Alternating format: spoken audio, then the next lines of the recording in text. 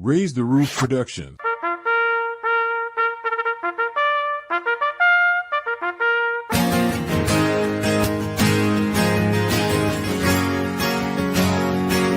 Well, you'll never know the heartache of looking a grown man in the eye, and he asks, am I gonna make it? And you've got to lie.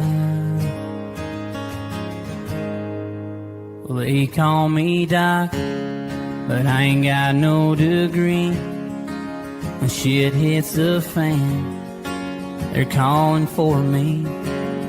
From bluegrass, Kentucky, with red blood on my hands, nobody calls me hero except for my friends.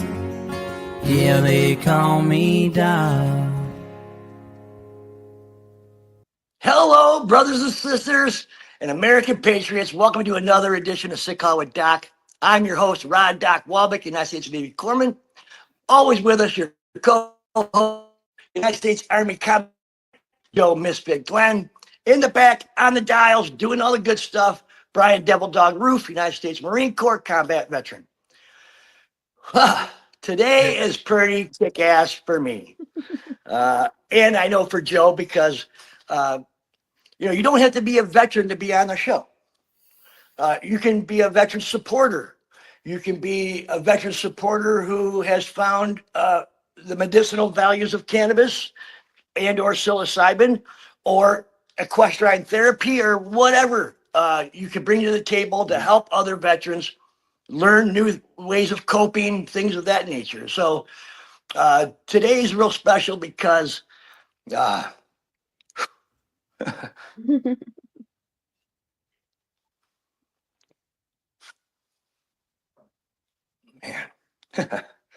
I've known this girl her whole life. She is definitely a veteran supporter.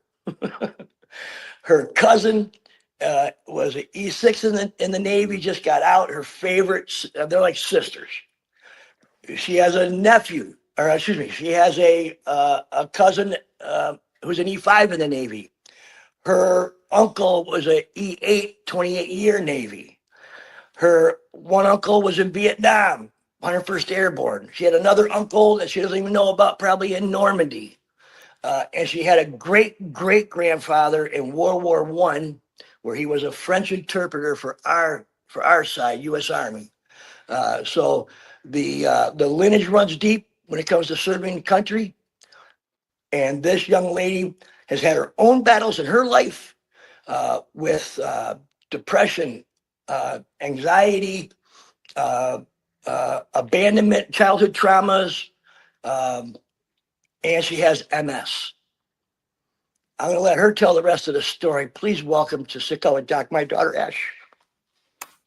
Welcome, Ash. Hi, everybody. Hi. It's a good day. Yeah, I'm really excited to be here. Very excited to be here. And so is your old man. Right? Yeah. You're proud Yeah. Wasn't expecting that. Sorry, guys. So, baby, your story runs deep. This is your day. You can.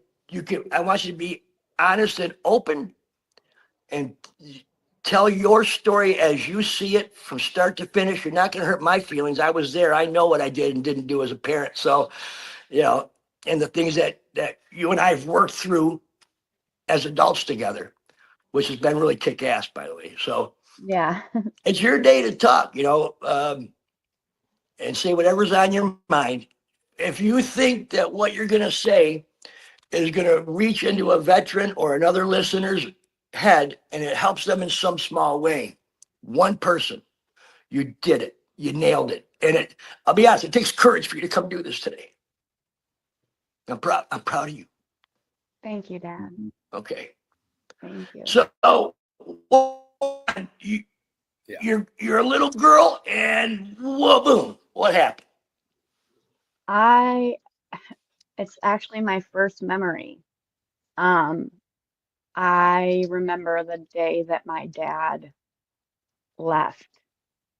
And I remember what I was wearing. I remember the way that I was feeling. Um, it was rough. It was very rough. From what I know is my parents, um, I don't know how to say it. They were fighting, but I didn't know it. And my dad came out of the room and he seemed to be in a hurry and he had his boots ready to go. And I was like, "Where are you going, Dad?" And he's like, "I'm going to your uncle's house and I'll be back." Well, as a little kid, and now I was like,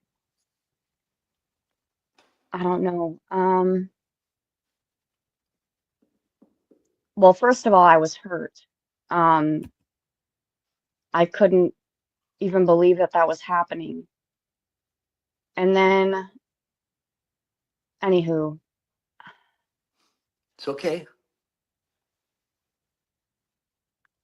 it was really, really, really hard growing It's up with hard to my parents. pick that stuff.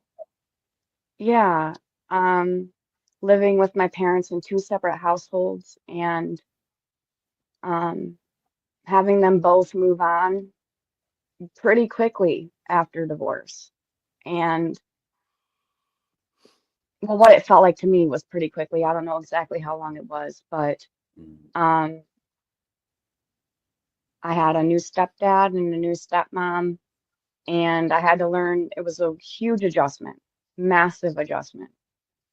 There were a lot of rules and at my mom's house, and I was pretty much grounded from the time I was in middle school through high school. Um, and grounding was to my room with nothing but books, and you could come out to go to the bathroom and eat. So I spent a lot of my time in my bedroom. And as an adult now, I can see how much that impacted me because I don't know how to go through certain things in life. I don't know how to, Process adulthood. process things. Like I have a really hard time processing things because I was never taught Right. how to. And Yeah, then, yeah. To help you, honey. Let's back up a little bit. yeah. When your mom and I had split, Hmm. at first it was just she wanted me not there, so I Yeah. went to Uncle Buck's house and let things cool down, and then I came back home and sat down with all of you. Your mom and I sat down and we told you guys what was going down, and you didn't even know that. You didn't remember that until just the I other day. We didn't. talked Yeah. about these things for years together, you and I, and Yeah. somehow that's never come up. You always thought I just took off and that was it, Yeah. you Yeah, I know. did. And uh, during that transition where I was at Uncle Buck's house, I would come get you guys every other Friday, bring you over to Uncle Every Buck other weekend. every other weekend. Hmm. What I didn't do, and back then there was no word like co-parent.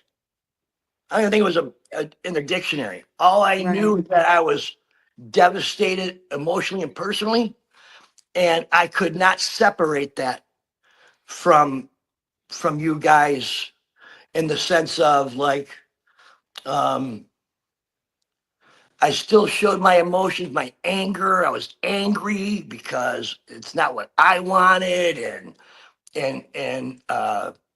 now I got to adapt to a new life that somebody chose for me. And I wanted Right. to be there with my kids. And now I have the guilt of not being there for my kids. See what I'm saying? So that was that little piece of time you're talking about. That's what we were going through. You were going through that with Right. you. That's what I was going through at the time. And it was horrible for all of us. But uh, it's horrible when the kids take it on the chin. But you guys were Yeah. so little, you were gonna take it on the chin. I knew that. Mhm. You were gonna think Right. it was your fault, even though you had nothing to do with it.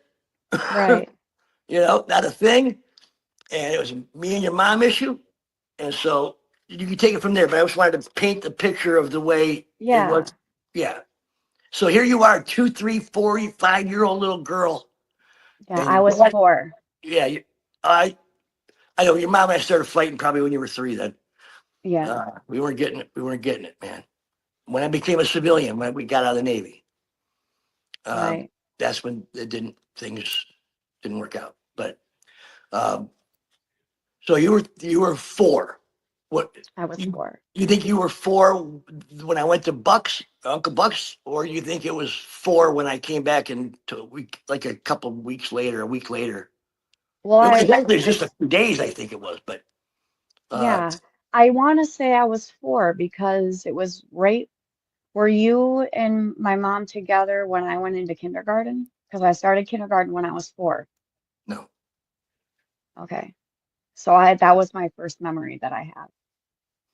Kindergarten and mom and dad. Yeah. Or yeah. So you had to adapt fast. Very fast. I'm not going to comment on your mom's side of things, but for my side of things, I had to go get a second job. Child support, 3 kids, boom. Boom. And so I was bartending at night, had my day job by day, and then every other Friday pick you guys up. And then lo and behold, I meet somebody, right? And not very soon after that, her and I moved in together. So now you've got a girlfriend, stepmom figure in your life, and you're 4 or 5, you're 5 years old by then, about. Yeah. Yeah. And so now you got a stepmom with rules in her house. You Yeah. got your mom back at the house who's checked out, Mm-hmm. grounding you for any good old reason just to keep the house quiet. I guess. Yeah. I don't know. Yeah. She was going That's through her. how I feel it was. I will tell you, I'm sure she was going through her own emotional stuff, bro. Right. It fucks everybody up. Everybody. Right. No one gets away cheap Yeah. emotionally for a divorce. Parents, Yeah. nowadays with the co-parenting and the books out and everything that you can learn about how to be better as a divorced parent. I wish to God I had been better for you guys. Right. Speaking of books, I have a book it's called Adult Children of Emotionally Immature Parents. Well, you got your Bible and you got that right next to each other. Yes, I do. And I learned that was what it was, is my parents were emotionally immature. And it wasn't like, I'll compare it to now. I have changed the narrative with my children. And we have weekly talks, daily sometimes, about how we're feeling and how can I make this better. Not even starting back up. Yep, recording's resumed. Hey guys, sorry we had a little bit of traffic. Things got a little messed up. Wasn't working so well. So we're back, and I'm gonna have Ashley pick up where she left off about the book that she has that's really helped her a lot. Yes. So this book takes you through instances and like little stories, and then it teaches you from that, like how to recover from the lack of emotional support. Right. What was the name of the book again, just so our listeners know? It's called Adult Children of Emotionally Immature Parents. Right. So it's written to kids that are now adults whose parents were Correct. emotionally checked out That's back in correct. the book. Yeah. Okay. Yeah. Can you give us a little tidbit? Can you give us a tidbit as to which part of the book maybe helps you say aha? Well, here's the funny thing, which is another part, but I have multiple sclerosis. So it's really hard for me to remember things exactly.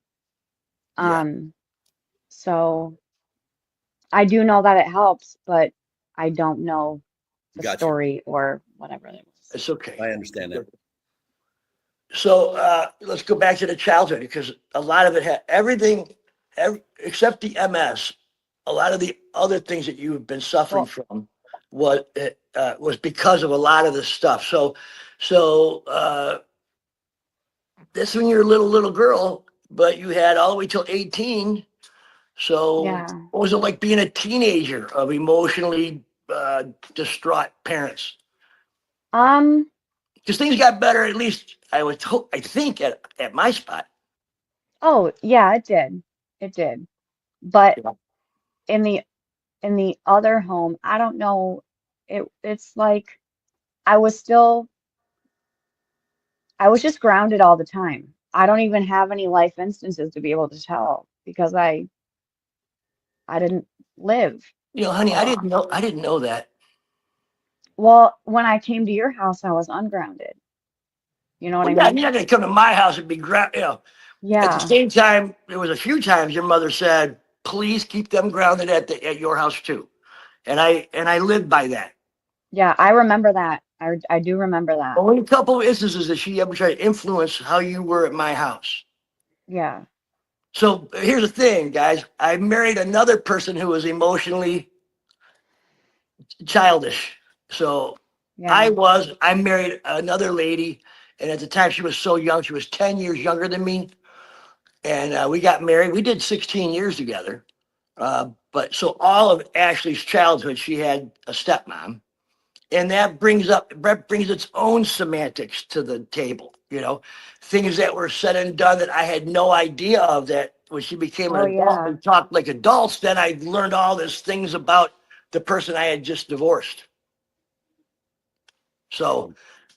So then I was a single man again, but Ashley had to deal with a stepmom and things on my back. When she was around the kids with me, it always seemed everything was great. And then behind the Yeah. scenes, when I was out working on the yard or doing this or that, and the kids were in the house, maybe not the nicest person at times. Yeah. Uh, I I don't want to badmouth my son's mom. We yeah. were we were just young, and she was way younger than me, and she had instantly 3 stepchildren. Boom, Boom. and pregnant with our baby Tyler, my Yes. youngest boy, and that's all of it. That's all of all the kids, and so. Yeah, so Well, she had to deal with a stepmother for a long time, and it wasn't always nice. I will say one thing, that one instance, so you guys can get what he's talking about, what we're talking about. Um, One instance was she was upset with me, and um, she told me that she was no longer my stepmom and that she was just my dad's friend because she didn't like the way that I acted. Stuff like that. Withdrew her love, took the love away. Yeah, yeah. Hmm. So Probably over not folding a shirt or something. Wow. you said what, Dad? I'm sorry, I missed it. Probably for not folding your shirt or something like Oh that. yeah, yeah. Yeah, overreaction, Something of course. small. Yeah. Yeah, but there was a lot of those things that you and I've talked about, honey, since. Oh yeah. I'm so glad that Tyler's mom has really done a lot better in her life. And she's much older now, too. And she was a hell of a good mom to Tybo, and she was put in a tough spot. I'm going to give her where it's due a little bit. Uh, that's a lot to take out as a 23-year-old. I'm 33. She's 23. Yeah. You know Dang, Dad, that's Hmm. my age, 33. what? And I said Yeah. that's my age. Yeah, 33. I couldn't imagine. Hmm. I'm sure that was really hard. Really hard. Well, let's say that maybe I was a little bit emotionally more mature by that point, 33, than she was. I'd been around the world. I'd been in the Navy for 10 years, Right. 3 kids. I went through a divorce, working 2 Yeah. jobs, paying my child support, doing the right thing all the time. Right. And yeah, and then having an emotionally immature wife, which I think at 23 is par for the course. Yes. You're not ready for marriage and children and all that stuff at 23. That's barely Well, finishing college. that can bring us into the next thing. Okay. So I'm in high school and I'm in wood shop, okay? I'm the only girl in wood shop. Oh yeah. And there was this guy that sat in front of me, and I was like, oh, he's kind of cute. And we would flirt back and forth and sit together at lunch and all of that. And we ended up splitting up for a year, got back together, and we're talking, graduated high school, 3 weeks out of high school. He was in the military, and I moved 3 weeks out of high school to him from Michigan to Texas. Kylene, Texas. Killeen, Texas, yes. And I just realized I was married to a veteran as well. Yes. Yeah. Yeah. So anywho, Eduardo was in the Army. yes. Yep. Um, She married her high school sweetheart who joined the military. I was all for it. I got down there and watched you guys die. you were the only person that came. Sometimes that happens with dads. Hmm. Yeah. Yeah. Hmm. So, Okay, hon. Hmm. And both of you guys were emotionally immature still too. yeah, Now I got married at 21 to your mother. You were 18. yeah, Barely 18. Here you are, a military wife on a military base and emotionally immature. You married another emotionally immature yes. too. Yeah. So the cycle, the pattern And keeps going. yes. And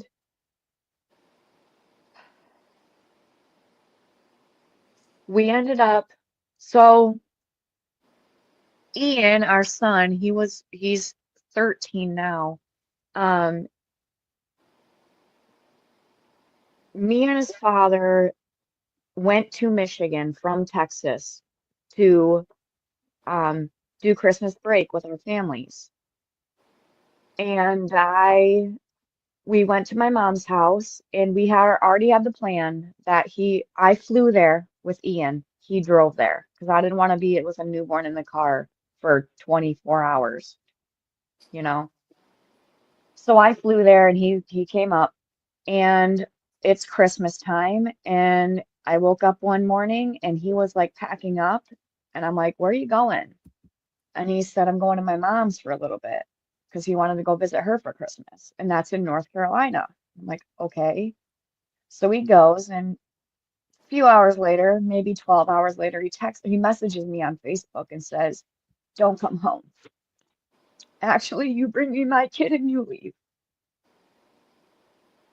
Wow. She was told that he wanted a divorce by text. No discussion, no nothing. Coward. Yeah. Emotionally immature. Hmm.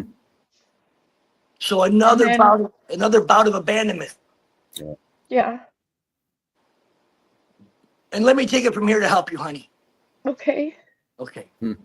So after all of that, they get divorced.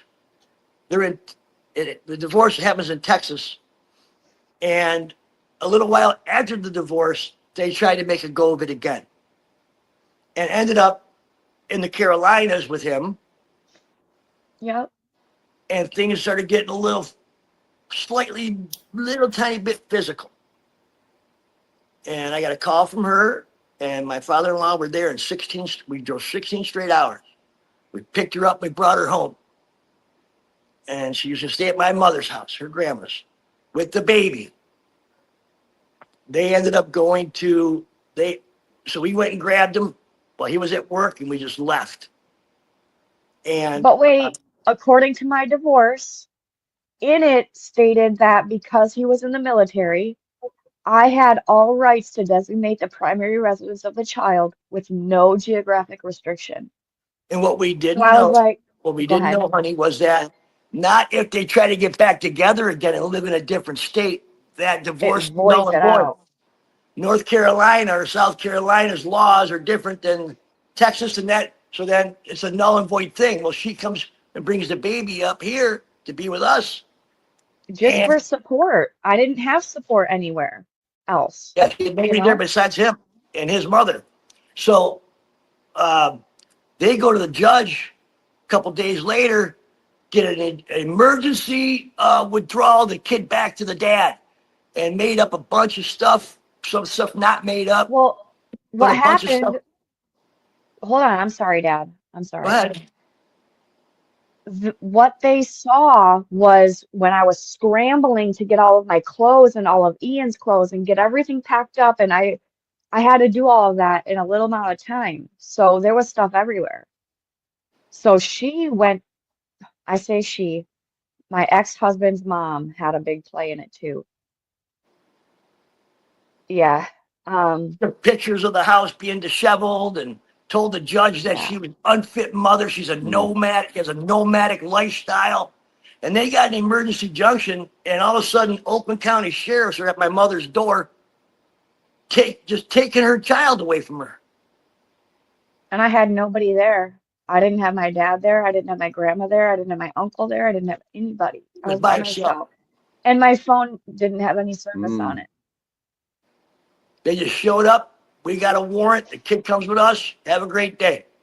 And I was scrambling through my papers on my lap. I'm like, no, I have all rights. I have all rights. They're like, it doesn't matter. He goes now. It's a judge's order. Say goodbye.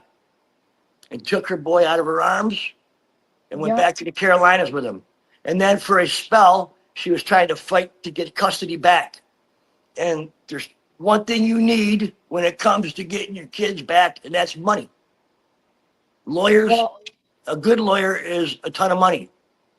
And it just didn't work out. So Ian has lived with his dad his whole life and visits mom all summer long, like all 3 months. Like if I was an unfit mother, how do I have custody still? Like, you know what I mean? Well, you worked on it and you got that. Yeah. So the reason we brought this up, guys, is because it's showing the patterns. And I bet everybody who's listening can look back, close their eyes and look back at their life and see patterns.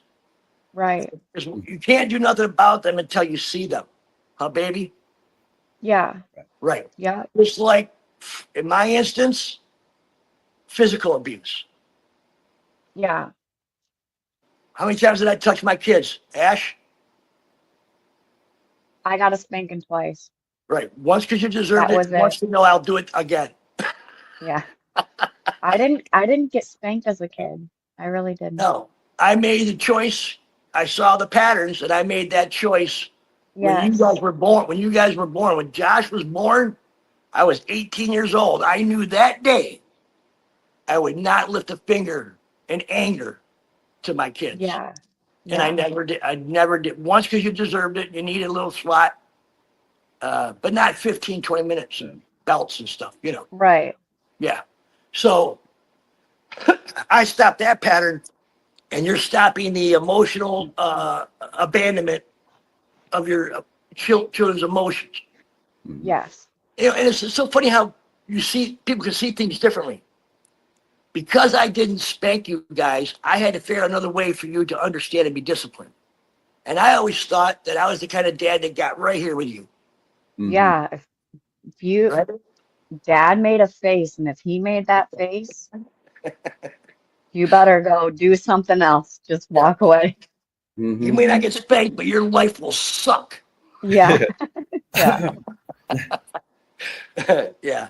See, you know, so I guess it's all perspective. But so then you have all this, and then on top of that, things start going wrong physically. Wait, no. So when I lived in North Carolina with Eduardo and Ian, I came to visit my aunt here where I live in Virginia. And I had lost complete vision in my my left eye. And I was like, what the fuck? I don't know what's happening, but I can't see anything. So my aunt picks me up to go to her house for vacation, and I'm like, hey, by the way, I can't see. And she's like, well, if he's not taking care of you, I am. She took me to the emergency room, and they started throwing these big words around like optic neuritis, and that's what it was optic neuritis, and that's normally the first stage of MS. Not, it's very common for that to be the first stage of MS, multiple sclerosis. And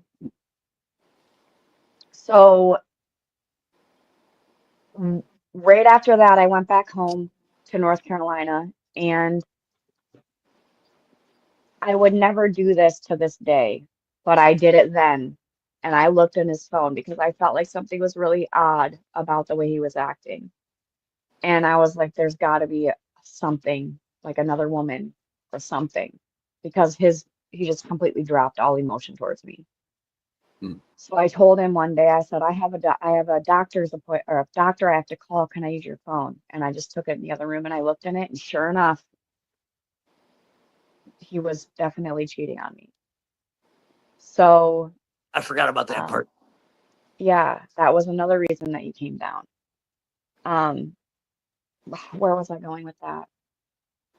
Oh, your MS diagnosis. Oh yeah. So during that time, I was being diagnosed, but then at the same time, my aunt was having her wedding. So I went to visit her, and she goes, "Why don't you stay down here? Going from North Carolina to Virginia is a lot shorter than Michigan to Virginia." So I stayed here. And I got all of my MRIs done, and I didn't have to even do, there's a certain test to get diagnosed, which is your O bands in your spinal cord. And I didn't even have to get that. As soon as they got my results, it was innumerable amounts of T3 matter throughout my brain. And that means that there's damage. Lesions on your brain, right? Yeah, it's damage.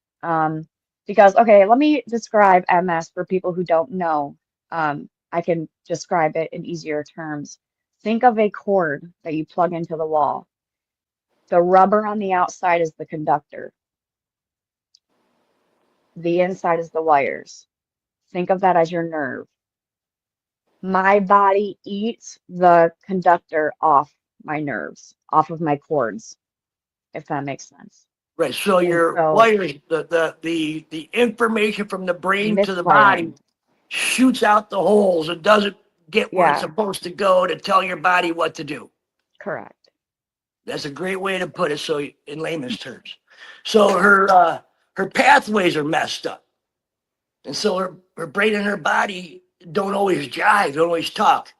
And the tough thing about MS is it's usually progressive. Well, in some cases. So I have relapse remitting, which means I have a relapse and I go into remission. There's another kind called primary progressive. There's secondary progressive. And I think there's one more that they've just come up with. It's the newest type, but I have relapse remitting. So, so we're gonna take a break here. Let me just tighten this up real quick. So now you're at my sister's house, your Aunt Heather's. Her man's a senior chief in the Navy, stable.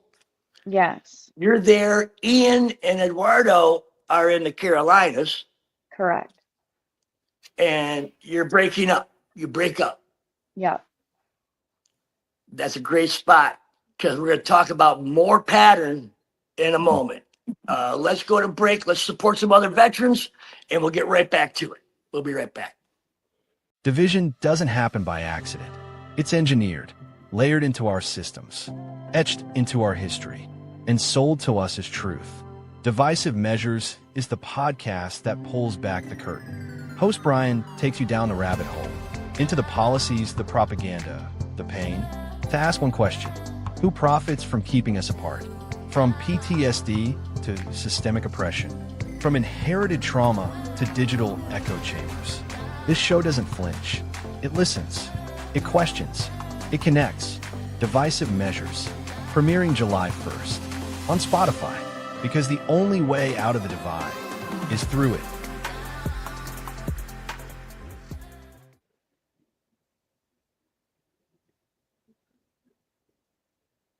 And we're back. I Welcome back paused to it. Going Doc. Oh shit! No, I didn't. You Hold on, okay? brother. Hold on. And we're back. Sorry for the technical difficulties, everybody. You should have just seen a commercial. That'd be great. And we're back talking with Ashleigh Kate Walbecq, who happens to be the daughter of Doc. And we've Not been the talking whole about, government name. I know, right? Oh, it's okay. You're amongst friends. I know. And so, yeah. So we've been talking about patterns. Uh, and those patterns stemmed from your mom and dad's divorce. And it's been going on ever since. You have, I'd like to think I've broken all the patterns I need to break. Yes. But for you, you're still working on that.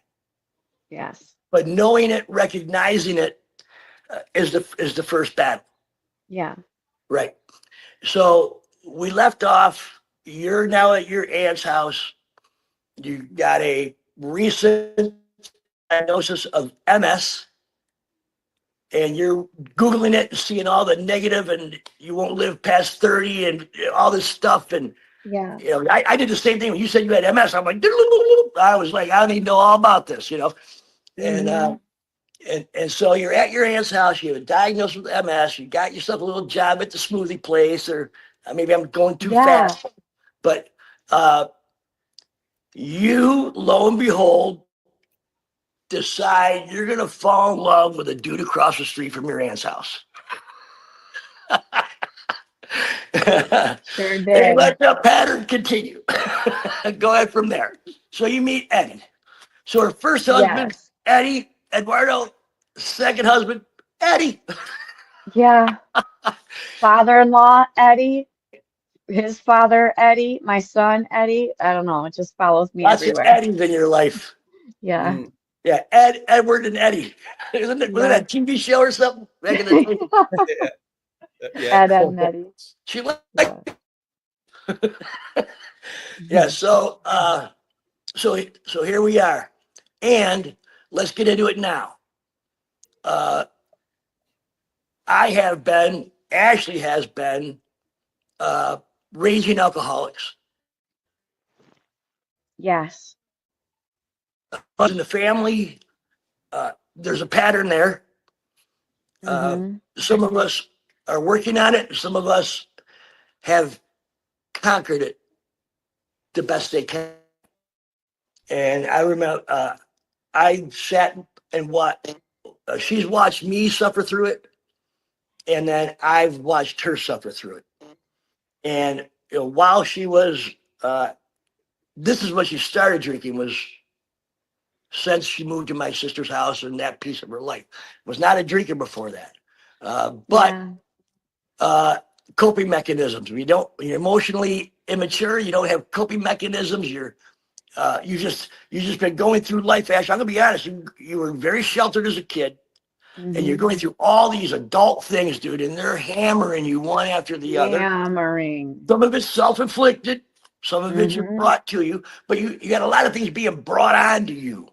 Yeah. And I can imagine from your viewpoint looking out that this doesn't look good. Yeah. You know? So what do? You look for something to kill some pain, take the memories away, and function. And for you, it was alcohol. And she'd call me every night. Just, I could tell what level she was. I've been there. You know? And of course, when you're drinking, what happens? You're saying and doing things you would never say or do sober. And you're compounding the MS problems, you're compounding the depression and things like that from the alcohol. The anxiety, the bipolar, the BPD, all of these things I was covering up with alcohol and didn't even know that was why. I just thought I loved beer. For real. Well, it does have a unique flavor. Yeah, I love it. Or loved, I should say, but yeah. And so you've been through trials and tribulations in your life in the last 5 or 10 years or so. 10 years. It's been 10 years, Mhm. guys. So it's not like she just met Eddie recent. They've been Yeah. together quite a few years. And again, Eddie was young, emotionally immature, Mhm. right? So Yep. you guys weren't helping each other at all with that, you know what I mean? Right. And so you've And been, in doing so, Dad, from being raised that way, I was, before I had my kids, well, before I had Edward, I was emotionally immature too. So, yeah. yeah. Um, Well, what now in your life though? I'll be the first to say it since I'm your daddy. My daughter's nearly 2 years sober. Oh yeah. And her man has Congratulations. been what, honey? Nearly a year, half a year, 3/4 of a year. he, 5 months. He's been sober 5 months. Hmm. Yep. But Go ahead. it took a lot to get there. I finally hit my limit. I was tired of the mental abuse, the verbal abuse, the mind games, the everything an addict does. I was tired of it. And I told Yeah. him, I was like, I'm done with it. I'm leaving you. That day he went to rehab. And you were sober. That You day were sober at this point. Yeah. I was sober for a year and a half. Gonna try to stop the perpetual Yeah. nonsense. Yeah. And that's Mhm. where you're at in your life today. You're at this point where I'm sober. I'm thinking clearly. I have MS. I have two boys. One's in Michigan. One's down here. And I need to be a great mom. They deserve that. I need to be a better woman all the way around in my own heart. Mm-hmm. Be the best woman I can be, whether it's with a man or without a man or a significant other.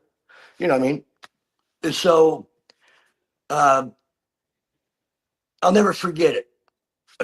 Watching Ashleigh call me every night, drinking and partying all the time, and the boys staying up too late and stuff. Mm-hmm. And just not making her life at all. And I didn't want to be the one to say anything because I had already been there, you know, Mhm. and Yeah. didn't want to hear that. Well, you did it for years, Yeah. that kind of thing. And so I thought the best way to support her was just to make sure she didn't die from it. Gotcha. Yeah. Not good. I should have been honest with my daughter sooner.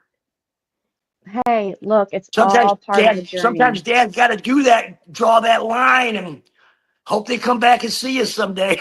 you know, Yeah. uh, as a dad, that's happened to me before, where I've been honest with a kid, and then it took them a long time to come around. Once they figure out that I was just a messenger on shit. That it Yeah. wasn't me, kind of thing. So, um, I forget where I was going with this, but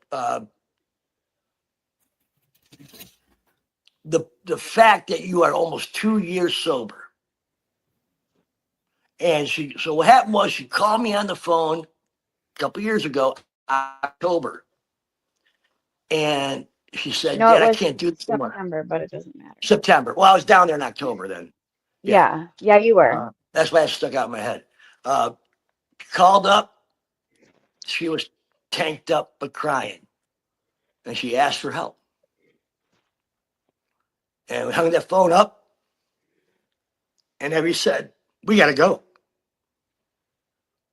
So Hmm. we scraped up money together, borrowed some money, and went down to Virginia Beach and walked in that house and got her into rehab. And Hold on. Hold on. What happened is one morning after I had said that, it was morning time. my Oh, mother-in-law texts me and goes, "Where's your dad?" And I'm like, "I don't know. He's at home." She goes, "I think he's at my door," because she has a Ring doorbell camera. And I'm like, "There's no way. He's up in Michigan. There's no fucking way." She sends me a picture. I'm like, that's my dad. I got busted. He was trying to come to my house. She didn't know. She didn't know I was coming down. I didn't say nothing to her.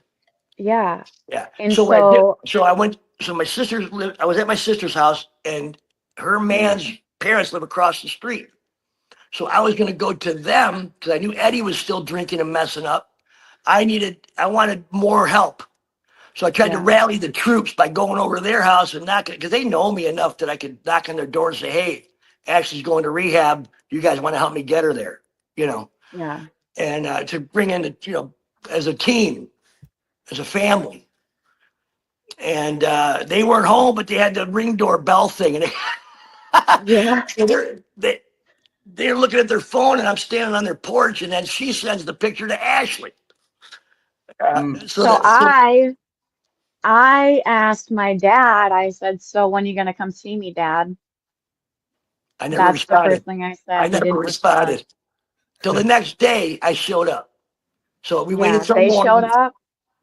They showed up, and my whole world went kaboom. I was like, it was like I've been caught, but like they knew I was drinking, but that's how I felt was like I've been caught. Fun's over, The game jig is over. up. I'm going to prison. We're done. But I knew that I wanted a better life. I didn't want to do that to myself anymore, to my kids anymore, to my man anymore. I mean, I was saying awful things to him, and I wasn't I wasn't a bad mom, but I knew I could do better, you know, A lot better. a lot better. And because the only, like, when I was drinking, the only thing I cared about was my next drink. I didn't care about anything else. I didn't care about anybody else. It was awful. And yeah, I was saying really bad things to people and just expecting them to forgive me because, oh, I was just drunk last night. It wasn't bringing out the best in you. Yeah, it was not. Yeah.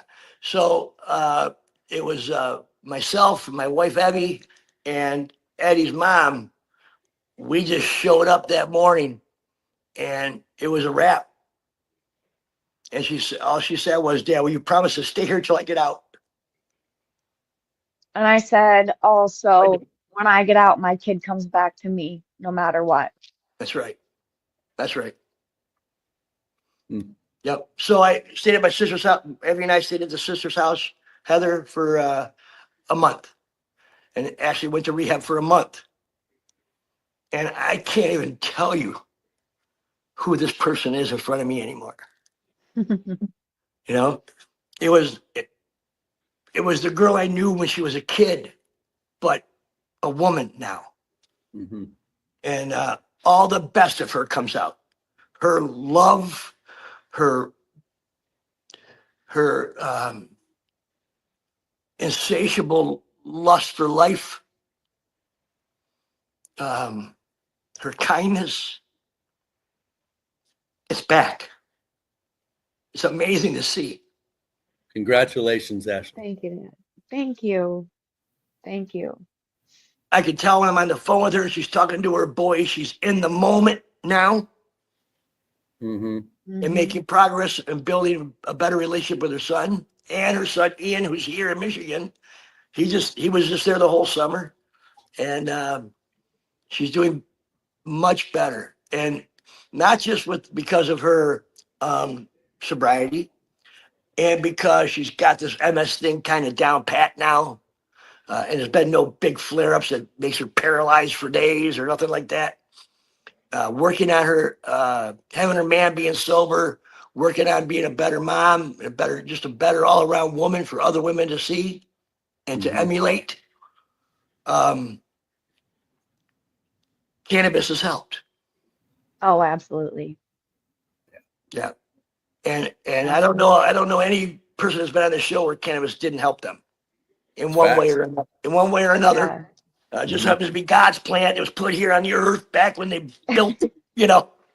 when they built it. Here's the earth, here's plants, and guess what? One of those is cannabis, and that's there to heal you. So there you go. Yeah. Yeah. Like a lot of other, like all the other plants are there to heal you. All of them, damn near, yeah. There's some medicinal quality to every single thing on the earth. And so what I don't want people to get mixed up in their head is that you supplemented one addiction for another. Right. And the diehard AANA people are going to say to you, you're not sober unless you go sober completely. Yeah, you're not sober unless you go sober. And they apparently haven't watched this show or done any research on the endocannabinoid system that's inside your body, put there by the same dude who brought the plant. There's a connection there, whether it's higher being or whatever you want to call it. And we talk in your mind, Ash, depression, cannabis, the swings of madness up and down from the bipolar. It keeps you on a more level playing field. And you do take some pharmaceuticals that you have to because you got MS and stuff, right? You know, so it's not like you're abandoning all of your other medical responsibilities for yourself. Right. But to be in the moment with her family, to keep her house and to manage her life, it helps her manage her life. Amen. Yes, that's a great way to put it.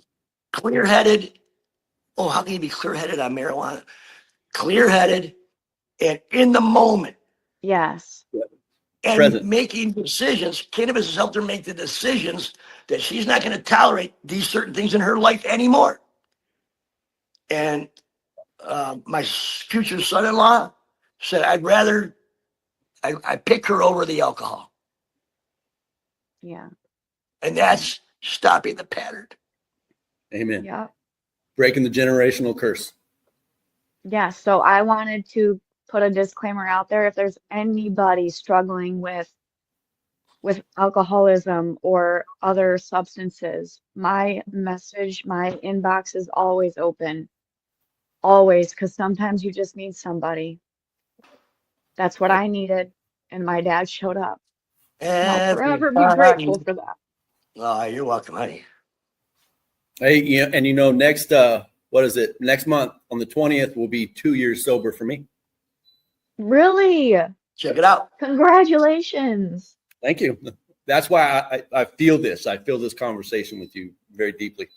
Wow. Joe, you've been extremely a good listener on this one. Yeah. You have a technical difficulty, but now you're not. So please add in what's been on your mind. Well, it's father-daughter thing. That's just I do not get in the middle of that. That's some heart-touching stuff. I just enjoyed listening to your story. However, understand that everything you've been through is what made you strong enough to be here right now today and be doing the things that you do in your daily life. All of that. So don't hold it as a bad thing. It taught you to be this beautiful woman that you are today. Thank you. I never thought of it that way. I have a picture of her the day she went. You should. Yeah. I have a picture of Ashleigh the day she went into rehab, and I have a picture of her recently. Again, congratulations.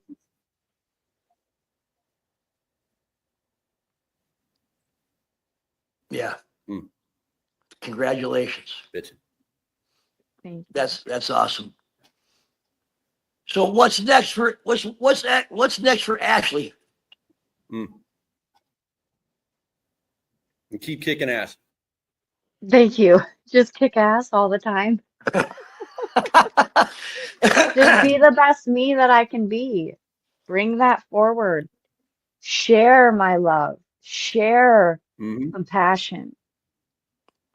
Communicate. Share all the wonderful things, Yeah, communicate your experiences and how that's changed you. Honey, you would have never had the courage to come on to do something like this when you were drinking. Heck no. or younger than that, when you even Well, before you were drinking, you would never do something like this. The courage yeah, that you're allowed to have now that you're sober, yeah. it's really remarkable. I wish people Thank could have you. seen you back at your worst, because they would be like, "What?" Yeah. Well, when this So gets posted, I'll put it in the comments. I'll put a picture maybe in the grab a comments. picture of what you looked like when you went to rehab. Yeah, Uh, it was. Whew. I'm Sorry, Dad. it's okay. I was just gonna say, in every family, in every relationship that you may have, sometimes somebody's got to be the hero. And I wanted to be that for you this time. Yeah. I When I opened that door and saw you standing there, That's beautiful. Good on you, Dad. it was Bravo. just what I needed. I've got a bunch of losses in the loss column, guys. Trust me. If you're doing an easel board with wins and losses, sometimes I feel like the things I did wrong were way bigger than the things I did right. But I bet all dads kind of feel that way a little bit, huh? Yeah. Just takes a little time to get the hang of it, man. Only 33 Yeah. years. It's good. 60 years, Yeah. you know. Uh, Better late than never, man. That's a fact. yeah. You guys clearly have a huge love, together, and I can appreciate that in my heart, man. Keep it up. I wouldn't pick one other girl to be my daughter in the whole world. Oh, Amen. Dad. I couldn't pick a better dad, honestly. I'm the dopest dad. So it says it right here Yeah. on the shirt. There it is. All right. Anyway, so maybe I'm going to throw the curveball at you. All right. What do you want to do with the rest of your life with MS and a mom and stuff like that? Excuse me, Okay, Dad. with MS and with all of my diagnoses, I have on TikTok a MS community, and I go live on there, and I allow people to have a free space to open up, and with no judgment, none. And that's what I want to do. I want to always be able to be there for somebody and just spread the love. That's all I want to do. So, I think the world needs that. so Corman runs through your blood. Yeah. Yeah. That's pretty sweet. What's your TikTok? It's called Schlap Dad Ash, something like that. It's SCHLAP Schlap Dad Ash. Schlap my ash. Schlap my ash. Yes. Ashley. That's great. Only my kid. Yeah. Dad comes on there sometimes. My MS community is pretty fond of him. I've met here's what they did for me on TikTok. It's TikTok, right? Yes, it's TikTok. Yeah. So she got all her MS friends to friend me to where I could have 1,000 people as my friend so that I could go live on her things and they could see me. Oh. Yeah. So they did it just so they could meet me and be on there, instead of typing all the time. Nice. So every once in a while, I got a few minutes after I see her come up, it'll say "slap my ash" or whatever is live, and I'll just hit the button and join in. And I've met a lot of her MS friends, and as soon as I go on, they're like, "Your daughter's the sweetest, coolest person in the whole world." And I'll throw one crazy story that just happened. Let me add this for you, Ash. Oh, yeah. So I just went to my 42nd high school reunion. Back when Ashley was little, before, during, and after the divorce, her grandma Marilyn, my ex-wife's mom, I worked 2 jobs back then. My wife worked 1. I cleaned all night for a janitorial company and had a day job the whole time. And so I was gone. I think Sunday was the only day I didn't have to work for anybody else. And so Marilyn would come get the kids and take them down to the church in town. And it was like their special thing that they did. And I didn't want to get in the middle of that. And I thought it was wonderful that she wanted to bring the spiritualness to the kids, you know? The love And, of God. and so here's what happens. I go to my high school reunion and a lady walks up to me out of the blue. I don't remember her from high school. Never, didn't know nothing. And she said, Rod Walbecq, right? I go, yeah. She said, I know your kids and they were amazing children. I was their Sunday school teacher at the church that Marilyn, her grandma, would take them to. In fact, today she just sent me pictures of my kids when they were 3, 4, 5, 6 years old. Wow. Yeah, that she's had all that time. That's how much they made an impression on this lady. A classmate of mine, never knew it, never knew that there was any connection whatsoever. So I'm like, so she goes, especially your daughter, Ashleigh. She was the most beautifulest, kindest little girl in the whole world. And she made an impression on me my whole life. And I go like this, boop, boop, boop, boop. Ashley picks up. She's like, she sees her dad with her Sunday school teacher in the same room together out of nowhere. I was like, oh, Miss Penix? Miss Penix, oh my God. Nice. It was a cool story. Apparently we graduated together. Yeah. Right. Oh. Yeah. Small world. Yeah, for sure. And she's supposed to watch this episode for us, hon. I'm excited. Yep. So the cannabis thing has helped you. You're sober. Oh, yeah. You're in this moment with your family, with your kids. Now you work every day. You have no idea what it's going to be like when you wake up in the morning. No clue. I don't know if my legs are going to work, if I'm going to be blind, if I don't know. So you're dealing with the inability to know anything about your next day. Yeah. You can make all the dreams and plans in the world. And you wake up one morning, you're paralyzed in one arm. One arm just doesn't even work. Yeah. Because the brain ain't talking to it. Yeah. It's crazy. Well, babe, so here's your last chance. There's people out there that might need to hear something. They're watching this. They're in a spot. They're not doing good at all, man. I mean, like not doing good, like looking at leaving. Yeah. What would you say to them?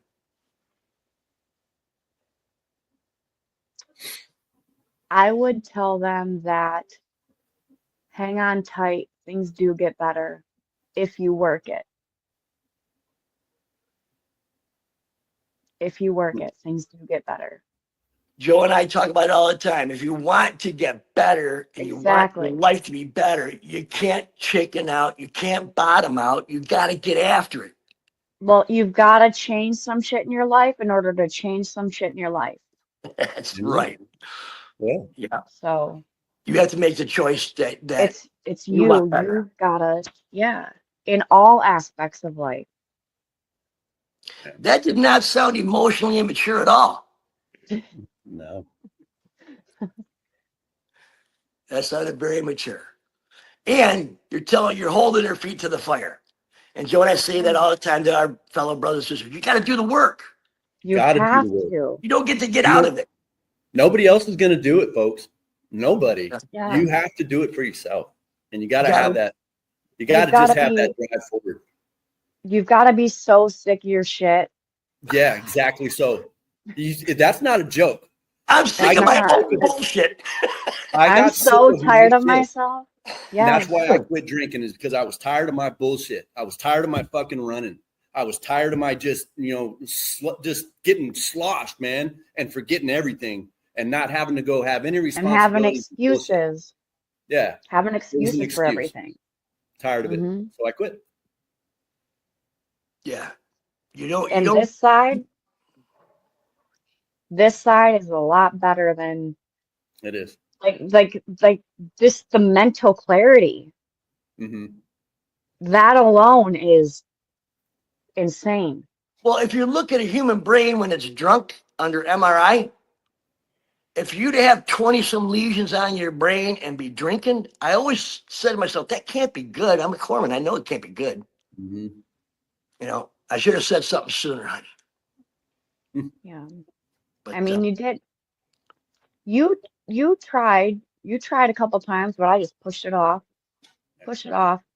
I'm fine. I would deal with it by drinking again. How could my dad say those things? Like what? You know what I mean? He no, tried to get me to quit, but fuck. yeah. Who does he think he is? Fucking, Yeah. yeah, all drunk thinking and shit. So Yeah. that's why you don't tell a drunk to not be drunk, Yep. because it's all going to be your fault, you know. Yep. Oh yeah. So, you know, but when you called and you asked for help, I need help. I don't know what to do anymore. I'm so sick of my own shit, or whatever the words you said. And the funny thing is I don't remember. I don't Well, remember that. the crazy thing was, the first thing I thought was, do I have enough money in my wallet to get there and back? Yeah. And I didn't even, it was a 3-second thought. And Abby was sitting right there and she's like, we're leaving. We're going now. They only asked once, Rod. They only asked once. So I said, okay, we're out of here. And 10 hours later, we were on the road.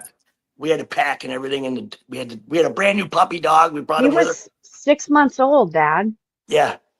He was a baby. Yeah, he's a little 2.5 years. He's still a baby. He's sitting there sound asleep right next to me. Anyway, so I really hope that this episode helps our listeners and our brothers and sisters at arms. I hope it helps them realize that they're not alone. We all have shit. Mhm. We all have stuff. And So, go ahead, honey. Go ahead, babe. So, alongside the addiction, if you are going through other things that are just a little too heavy to handle, message me and I will be there. So the key is we tell everybody, reach out. Reach out. Reach out. Yep. Your life is saved because you reached out. Exactly.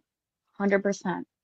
Most of our guests that are veterans or not finally reached out to somebody who helped, who started the ball rolling on helping them. Yeah. And But don't ever be still gotta have it embarrassed. here. Still gotta have it here to do it. You gotta want to do it. Yeah. And don't ever be embarrassed. Don't ever be embarrassed about what you're going through. Because you never know. Like wild things that I've been through. Maybe you might, whatever the word I'm trying to look for, maybe it might,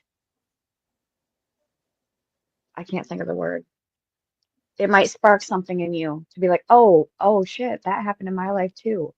Yeah. And then you'll have somebody to talk about it with. You know what I mean? Yeah, you needed a spark to say the word spark. Yeah, spark. Yeah. Had to have a synapse going on there. Yeah, it's very true. Every veteran's life who's ever been saved or anybody's, they reached out. Yep. Yeah. Yeah. So, Ashleigh, thank you for coming on today. Thank you for having me. It was such a pleasure. And I see all that you guys do, and it's just beautiful. And I'm blessed to be here today. Thank you, baby. Well, hey, y'all, thank you for joining in. I hope something that was said today rings in your heart, in your mind, and helps you get through one more day and stay with us. God bless all of you. Have a great week. Bye, y'all. Thank you for watching. Please like and subscribe.